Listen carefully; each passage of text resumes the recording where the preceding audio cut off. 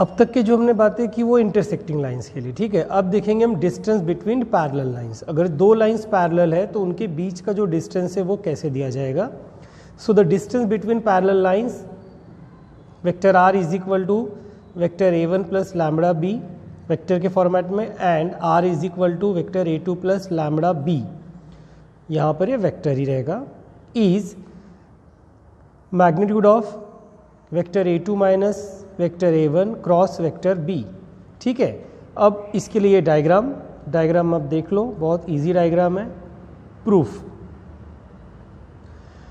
तो फिर से क्या होगा, late L1 and L2 be the lines through A of vector A1 and B of vector A2 respectively। बराबर है, ये तो चीज़ हमने देख ली। फिर से late BM is perpendicular to L1 as well as L2, बराबर है, एंड L2। अब हम क्या करेंगे, BM फाइंड करना है। सो इन ट्राइंगल AMB दिख रहा है, राइट एंगल है, एंगल M कितना है, 90 डिग्री, बराबर है। एंड देयरफॉर यहां लगाएंगे trigonometry sine theta, because angle दिया हुआ है तो it is opposite upon hypotenuse, that is BM upon AB। Now therefore what is BM? तो BM it is AB sin theta. Now what is the value of theta? So AB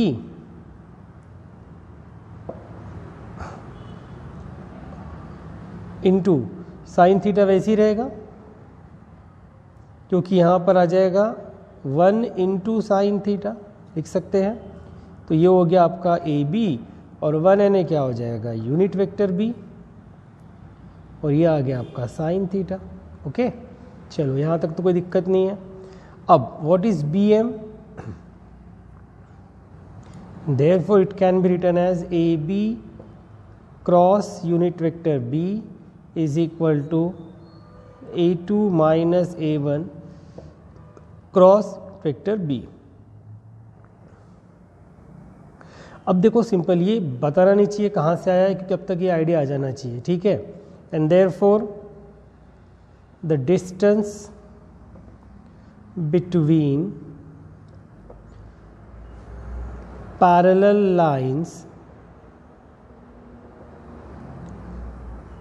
vector R is equal to vector A1 plus lambda vector B and vector R is equal to vector A2 plus lambda vector B is given by D, that is BM is equal to, simple है ये। आपको चीज़ें सिर्फ याद रखना, ये proof करने के लिए रेयरली ही आता है, आपको सिर्फ इन चीज़ों फॉर्मूलेस को याद रखना है। अगर आपके पास फॉर्मूलेज रहे तो इजीली आप चीज़ों को क्लियर कर सकते हो। ओके।